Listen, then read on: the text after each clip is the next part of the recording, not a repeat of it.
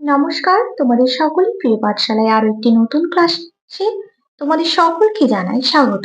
আজকে তোমাদের সাথে আলোচনা করব ক্লাস 3 বাংলার পাতাবাহার বইটি একটি কবিতা।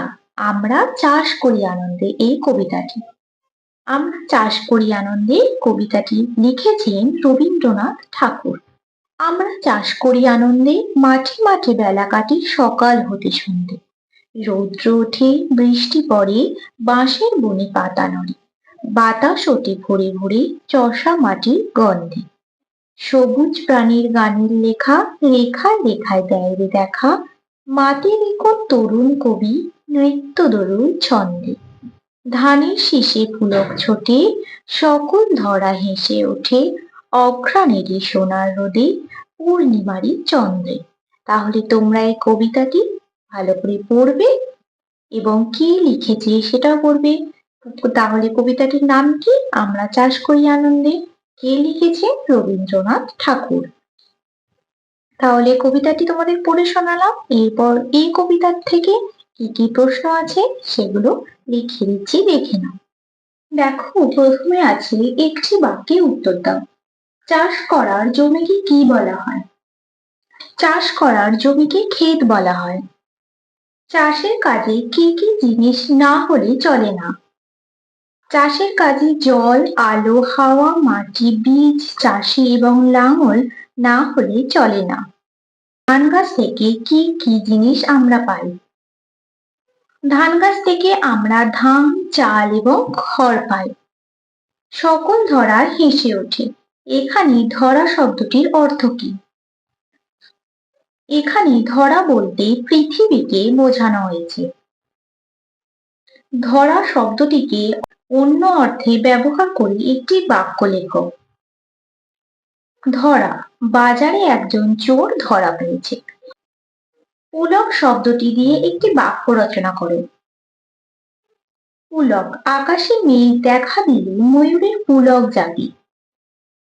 অঘ্রাণ মাসটির পুরো নামটি কি? অঘ্রাণ মাসটির পুরো নাম হলো অগ্রহায়ণ। দেখো, এখানে কতগুলি শব্দার্থ লেখা আছে। রৌদ্র, রোদ্দুর, চষা, চাষ করা হয়েছে এমন, তরুণ, কিশোর বা নবযৌবন প্রাপ্ত। নৃত্য তদুর শব্দের অর্থ হলো নাচের তালে দুলছে এমন। পুলক শব্দের অর্থ হলো রোমাঞ্চ বা আনন্দ। ধরা শব্দের অর্থ হলো পৃথিবী।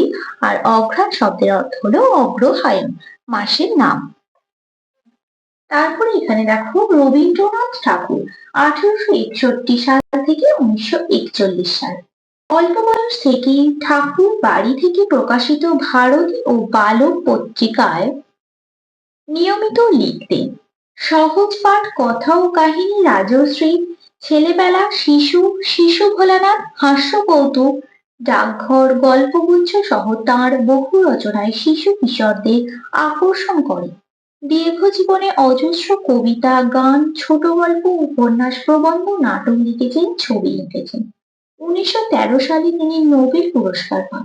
দুটি স্বাধীন রাষ্ট্র ভারত আর বাংলাদেশের জাতীয় সঙ্গীত তাঁর রচনা। এরপর বলেছে, দেখো, দুইটা শূন্য স্থানে ঠিক বর্ণ বসিয়ে শব্দ তৈরি করো। দন্তস্ব লেখা আছে, তারপরে শূন্যস্থান দেওয়া আছে। এখানে লিখবো দন্ত নয় ঢয়ে একা সন্ধে, গ দেওয়া আছে, তারপর শূন্যস্থান দেওয়া আছে। এখানে লিখবো গ দন্ত নয় ঢয়ে একা গন্ধে, বয়েরি দেওয়া আছে, তারপর কি লিখবো বৃষ্টি, বয়েরি মদনাশয়টায় হর্ষ, বৃষ্টি। তারপরে তালবস্যের হর্ষই দেওয়া আছে। কি লিখবো? তালবস্যয় হর্ষই মদনাশয় একা শীর্ষে। তারপর দেওয়া আছে অ, তারপর শূন্যস্থান, তারপর দেওয়া আছে দন্তনা। কি হবে? অঘয়ের ফলে আকা দন্তনা অঘ্রাণ। তারপর দেওয়া আছে রয়ে ও। কি লিখবো? রয়ে ও, দয়ের ফলা রৌদ্র। আর কি কি প্রশ্ন আছে দেখে নেওয়া যাক। তোমার পড়া গানটি একটি পংক্তি নিচে দেওয়া আছে, তারপরে দুটি লাইন গান থেকে তুমি লেখো। সবুজ প্রাণের গানের লেখা, তারপর কি হবে?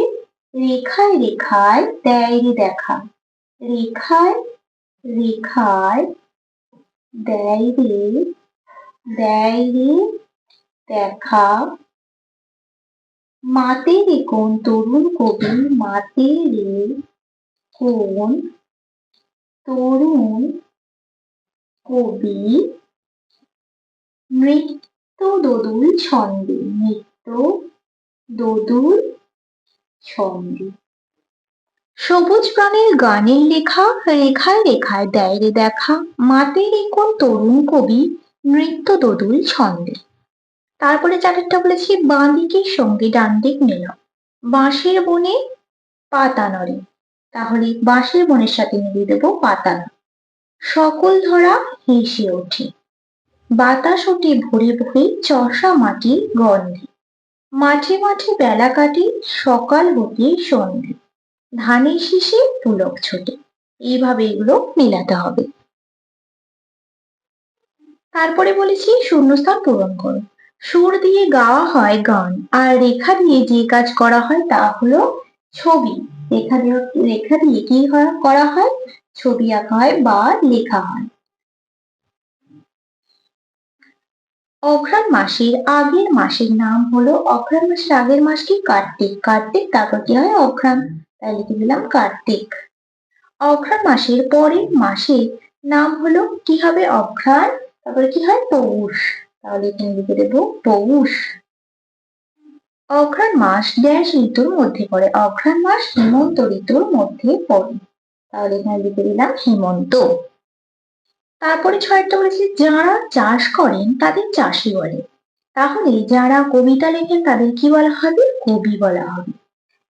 যারা কাঠ দিয়ে খাট, চেয়ার, টেবিল, আলনা, দরজা, জানালা বানান তাদের কি বলা হবে? ছুতোর। তাদের বলা হবে ছুতোর। যারা ইটের বাড়ি বানান তাদের বলা হবে রাজমিস্ত্রি। যারা ইটের বাড়ি বানান তাদের কি বলা হয়? রাজমিস্ত্রি বলা হয়। যারা মাটির বাড়ি বানান তাদের কি বলা হয়? তাদের বলা হয় ঘরামি। তাদের কি বলা হয়? ঘরামি। তাদের বলা হয় ঘরামি। আর যারা মাছ ধরেন তাদের কি বলা হয়? তাদের বলা হয় জেলে। তাদের কি বলা হয়? জেলে। তারপর সাতেরটা বলেছি, নিচের বাক্যগুলি দাগ দেওয়া অংশে কোনো না কোনো কাজ বোঝাচ্ছে। তুমি গানটা থেকে এমন আরো কয়েকটি কথা বের করে নিচে লেখো যা দিয়ে কাজ করা বোঝায়। দেখো এখানে লেখা আছে রৌদ্র ওঠে, ওঠে, বৃষ্টি পড়ে, পড়ে, পাতা নড়ে, নড়ে, আর চাষ করি আনন্দে, চাষ করি, এটা কাজ করা বোঝাচ্ছে। তাহলে এরকম কয়েকটি কথা আমি লিখে দেখাচ্ছি। দেখো আমি লিখলাম বাতাস ওঠে, ওঠেটা কাজ করা বোঝাচ্ছে। আর কি লিখবো? মাঠে রে কোন তরুণ কবি, মাতে রে। আর কি লিখবো? পুলক ছোটে, ছোটেটা বোঝাচ্ছে ছোটে।